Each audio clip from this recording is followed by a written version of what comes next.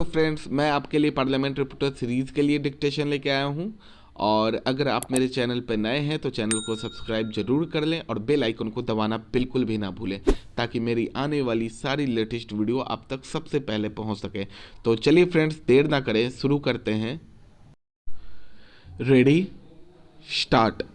किसी भी देश समाज को बहुत ज़्यादा समय तक लॉकडाउन नहीं रखा जा सकता। इसलिए यदि सरकारें लॉकडाउन को चरणबद्ध तरीके से घटाने की सोच रही हैं तो उनका स्वागत है। प्रधानमंत्री के नेतृत्व में मुख्यमंत्रियों का ध्यान इस विषय पर गया है और उन्होंने परस्पर यथोचित चर्चा की है। कोई आश्चर्य नहीं अगर 3 मई के बाद देश में एक साथ लॉकडाउन की बजाय क्षेत्रीय आधार पर लॉकडाउन हो और उनकी बागडोर राज्य सरकारों के हाथों में हो। अभी तक लॉकडाउन का जो अनुभव रहा है उसके अनुसार ज़्यादातर राज्य सरकारों ने केंद्र के फैसलों का ही अनुसरण किया है। क्षेत्रीय आधार पर लॉकडाउन की रियायत को कम या ज़्यादा करने का अधिकार पहले भी राज्य सरकारों के पास ही था और 3 मई के बाद उनकी जिम्मेदारी निसंदेह बढ़ जाएगी।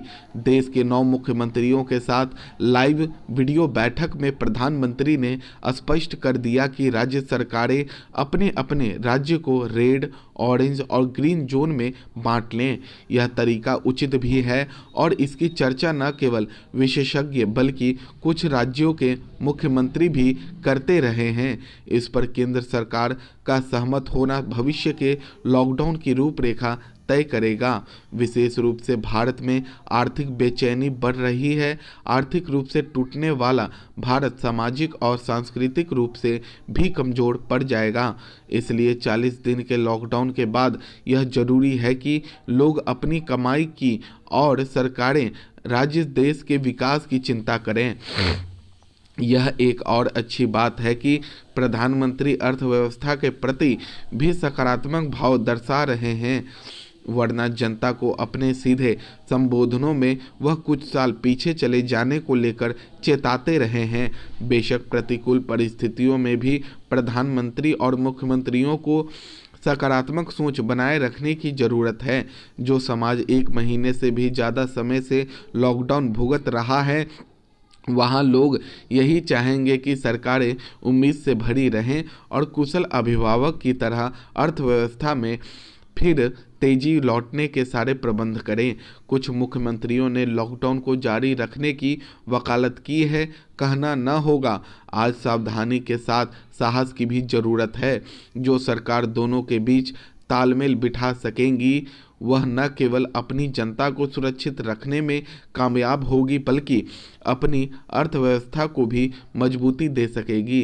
केंद्र सरकार चाहती है कि कोरोना के जो हॉट स्पॉट हैं वहां राज्य सरकारें सख्ती से लॉकडाउन रखें और जो इलाके ग्रीन जोन में आ गए हैं वहां सावधानी से लोगों को अपने कामकाज में सक्रिय होने दें। उन कंपनियों से भी हमें सीखना चाहिए जो भविष्य में ज़्यादातर काम अपने कर्मचारियों को घर बैठाकर ही लेंगी। सरकारों के काम कम नहीं हुए हैं, बड़ी संख्या में लोग जगह जगह फंसे हुए हैं। महाराष्ट्र के मुख्यमंत्री उद्धव ठाकरे ने ऐसे लोगों के लिए विशेष ट्रेन की मांग की है। कुछ राज्य बस चलाने के पक्ष में हैं। सुरक्षा के तमाम उपायों और शर्तों के साथ इन सुझावों पर केंद्र सरकार को फैसला लेना चाहिए। ताज़ा बैठक में एक संकेत साफ मिल गया है। यह राज्य सरकारों के लिए भी परीक्षा की घड़ी है। यह सिद्ध हो जाएगा कि उनका शासन प्रशासन कितना कुशल और सक्षम है। प्रधानमंत्री की मुख्यमंत्रियों से बातचीत ने भले ही साफ तौर पर यह रेखांकित न किया हो कि लॉकडाउन को लेकर क्या फैसला होने जा रहा है, लेकिन 3 मई के बाद देश के उन हिस्सों को और राहत मिलने के प्रति सुनिश्चित हुआ जा सकता है जो कोरोना के संक्रमण से बचे हुए हैं और जहां संक्रमण फैलने का खतरा भी कम है। यह भी करीब करीब स्पष्ट है कि कारोबारी गतिविधियों को और गति देने के भी कुछ उपाय किए जाएंगे। यह समय की मांग भी है क्योंकि जीवन रक्षा एक बड़ी हद तक जीविका के साधनों पर ही निर्भर है। इस पर आश्चर्य नहीं कि जहां कई राज्य लॉकडाउन की समय सीमा बढ़ाने के पक्ष में दिखे, वहीं कई इस मत के रहे कि इस बारे में केंद्र सरकार जो भी फैसला लेगी वह उन्हें मान्य होगा। एक तो संकट के समय ऐसा ही होना चाहिए और दूसरे संघीय व्यवस्था इसी की मांग भी करती है। इस समय यह आवश्यक ही नहीं अनिवार्य है कि केंद्र और राज्य ज़्यादा से ज़्यादा फैसले मिलकर करें और उन पर अमल केंद्र सरकार की ओर से जारी दिशा निर्देशों के अनुरूप हो। यहाँ वहाँ फंसे हुए लोगों को उनके घर तक पहुँचाने, रास्ते में रुके कामगारों को राहत देने आदि के मामले में राज्य सरकारें अपने अपने हिसाब से फैसले लेती दिखेंगी, तो इससे दूसरे राज्यों पर अनावश्यक दबाव ही बनेगा। राष्ट्रव्यापी संकट से अपने अपने तरीके से निपटने की नीति सही नहीं। जब यह साफ दिख रहा है कि लॉकडाउन जारी रहने की स्थिति में भी कारोबारी गतिविधियों को आगे बढ़ाने पर जोर दिया जाएगा, तब फिर ऐसी कोई रूपरेखा बननी चाहिए जिससे न तो कोई भ्रम फैले और न ही कारोबारियों के सामने किसी तरह की अड़चन आए। निसंदेह थमे हुए चक्के को फिर से चलाने में समय लगता है, लेकिन अगर तैयारी सही हो तो उसे कम वक्त में गतिशील किया जा सकता है। फिलहाल इसकी ही जरूरत है। इस जरूरत की पूर्ति के लिए केंद्र और राज्य सरकारों के साथ कारोबार जगत को भी अतिरिक्त सक्रियता दिखानी होगी। जान के साथ जहान भी का मंत्र सफल बनाने के लिए कारोबारी गतिविधियां जितनी जल्दी रफ्तार पकड़ें उतना ही बेहतर है। औद्योगिक और व्यापारिक गतिविधियों को फिर से शुरू करने की तैयारी के साथ ही इस पर भी ध्यान देना आवश्यक है कि ग्रामीण अर्थव्यवस्था जिन समस्याओं से दो चार है उनका समाधान प्राथमिकता के आधार पर किया जाए। फसल कटाई के साथ अनाज की बिक्री शुरू हो गई है। राज्य सरकारों को यह सुनिश्चित करना चाहिए कि कृषि उपज की बिक्री सुगम तरीके से हो और किसानों को उनका उचित दाम मिले। दिल्ली में डॉक्टरों व अन्य स्वास्थ्य कर्मियों के कोरोना संक्रमित होने के लगातार सामने आ रहे मामले चिंता का विषय हैं। इस तरह से स्वास्थ्य कर्मियों के कारण संक्रमित होने से जहां इन अस्पतालों में आ रहे मरीजों में संक्रमण का खतरा बढ़ रहा है, वहीं गैर कोरोना मरीजों के इलाज में भी परेशानी आना लाजमी है।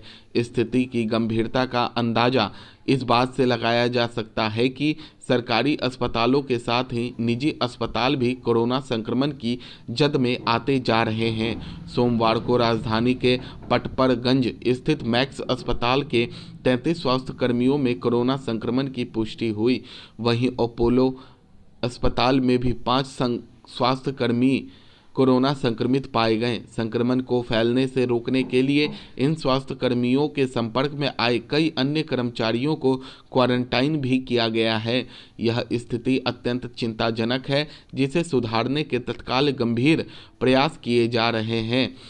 दिल्ली के कई सरकारी अस्पतालों के स्वास्थ्यकर्मी भी कोरोना संक्रमित हुए हैं। विगत शनिवार को बाबू जगजीवन राम अस्पताल में 40 स्वास्थ्यकर्मी संक्रमित पाए गए। वहीं इसी दिन हिंदू राव अस्पताल में एक नर्स को संक्रमण होने के बाद 52 अन्य स्वास्थ्यकर्मियों को क्वारंटाइन कर पूरा अस्पताल सैनिटाइज किया गया। इससे पता चलता है कि गैर कोरोना मरीजों के इलाज या उन्हें भर्ती करने के दौरान स्वास्थ्य कर्मियों को कोरोना संक्रमण से बचाने का कोई इंतजाम नहीं है। यही वजह है कि किसी दूसरी बीमारी का इलाज कराने आने वाले मरीजों में यदि संक्रमण होता है तो वह स्वास्थ्य कर्मियों में फैल जाता है और परेशानी का सबब बनता है। वास्तव में होना यह चाहिए कि किसी भी सरकारी या गैर सरकारी अस्पताल में मरीज को कोरोना के संदिग्ध की तरह देखा जाना चाहिए और उसी के अनुरूप पूरी सावधानी के साथ उसका इलाज किया जाना चाहिए। स्टॉप। दोस्तों, ये पार्लियामेंट रिपोर्टर सीरीज़ के लिए डिक्टेशन थी। आपको ये वीडियो अच्छा लगे तो लाइक ज़रूर करें और कमेंट करना बिल्कुल भी ना भूलें। तो चलिए फ्रेंड्स, मिलते हैं नेक्स्ट वीडियो में। तब तक के लिए बाय बाय।